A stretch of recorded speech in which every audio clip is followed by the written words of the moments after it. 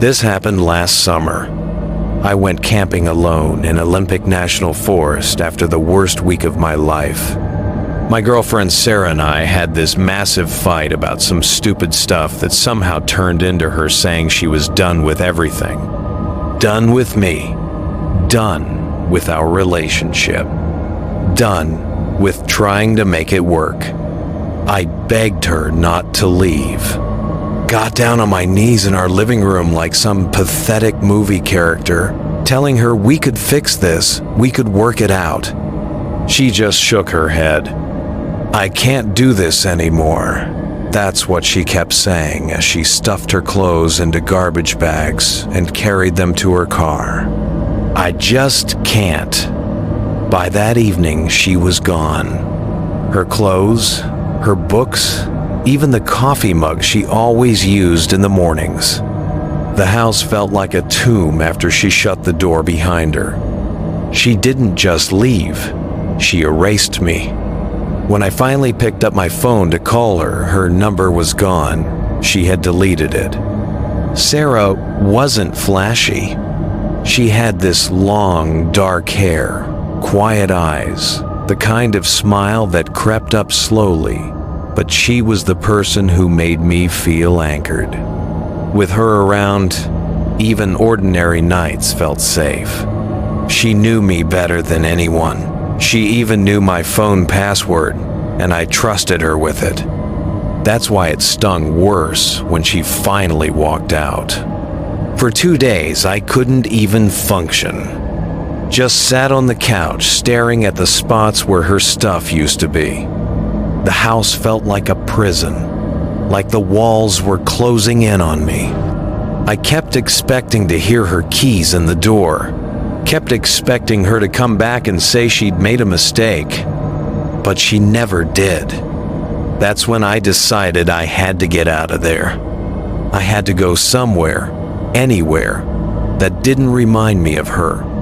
So I threw some camping gear in my car and drove to Olympic National Forest.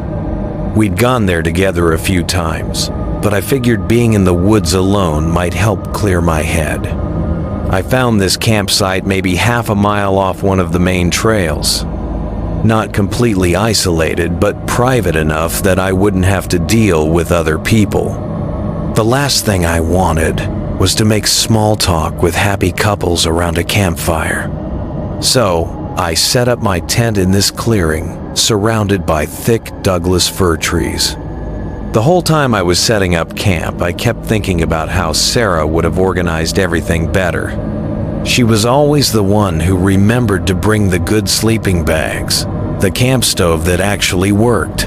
But I was determined to prove I could do this alone, that I didn't need her for everything. The first day was exactly what I needed. I hiked about 8 miles, pushed myself harder than usual, trying to exhaust my body enough that my brain would stop replaying every argument Sarah and I had ever had. I found this waterfall and just sat there for an hour, listening to the water crash against the rocks. For the first time in days, I wasn't thinking about her. That night, I made dinner over my camp stove, burned the hell out of some hot dogs, because Sarah was always the one who handled the cooking. But I didn't care. I was doing this alone, and that felt like some kind of victory. I went to bed around 10, completely exhausted from hiking and from the emotional wreckage of the past few days. I woke up around 2 a.m. because I had to pee. You know how it is when you're camping, you try to hold it as long as possible because you don't want to leave the tent in the middle of the night. I unzipped the tent flap as quietly as I could. My tent was just a small one-person thing, barely big enough for me and my sleeping bag. I stepped outside and walked maybe 20 feet away to find a tree. That's when I saw the eyes. 2 points of light reflecting back at me from the edge of the campsite. Maybe 40 feet away, right at the tree line, just staring at me. My first thought was deer. I'd seen plenty of deer on my hike that day. but these eyes were too high off the ground. And deer don't just stand there staring at you like that. They run. I finished what I was doing and kept watching the eyes. They didn't move, didn't blink, just kept staring at me. I started walking back toward the tent, moving slowly, and the eyes tracked my movement. Whatever it was definitely watching me. I got back in the tent and zipped it up, lying there in my sleeping bag, heart pounding, wishing Sarah was there with me. She always knew what to do in weird situations like this. I lay there for maybe 20 minutes, listening for any sound.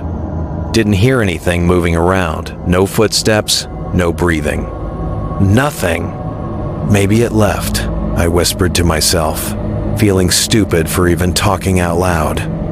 I unzipped the tent flap just enough to peek out. The eyes were still there. Same spot, same height, staring directly at my tent. But this time, something was different. The figure started moving, not walking, more like gliding, slow steps in my direction.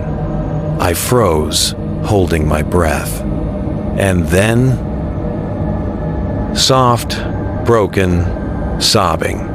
The sound of someone crying. It stopped just outside my tent.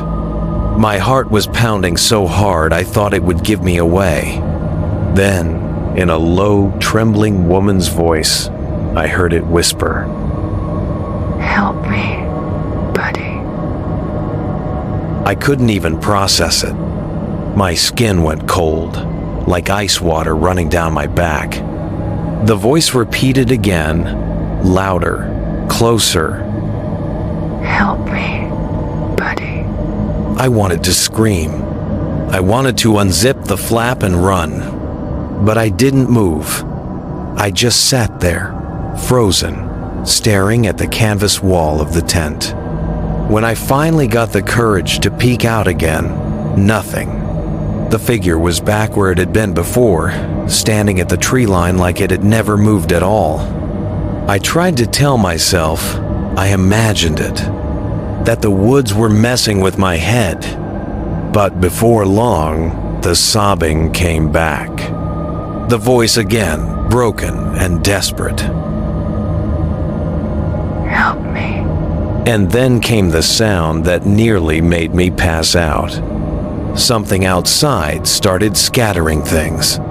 My campfire, my bag, wood snapping and clattering, as if someone or something was tearing my sight apart. I curled into myself inside that tent, whispering prayers under my breath, begging for the sun to come up. And just when I thought it was over, just as my eyes were heavy with exhaustion, the sobbing started again. But this time it was right against the tent. The fabric trembled. The whole tent shook, as if hands were gripping it, rocking it, the voice crying louder and louder. "Help me. Help me." I wanted to run, but my body wouldn't move. I just lay there, paralyzed, listening, praying for it to stop. And then, just like that, the shaking stopped. Silence. When the sun came up, I unzipped the flap and crawled out. My campsite was wrecked ash scattered from the fire, gear thrown everywhere. But the ground is what made me sick. There were no footprints. Not one. Just drag marks. Long, deep drag marks, circling my tent over and over in the dirt, like something had been crawling on its hands and knees all night. 3 days later, I was going through my phone, deleting old pictures of Sarah, when I found the photos from the hike. There was one shot I'd taken of the waterfall. At first, it looked normal, but when I zoomed in, my stomach dropped. That same tall, dark figure was standing in the trees behind the falls, watching me. I stared at it for an hour, trying to convince myself it wasn't real. But then my phone screen flickered, just once.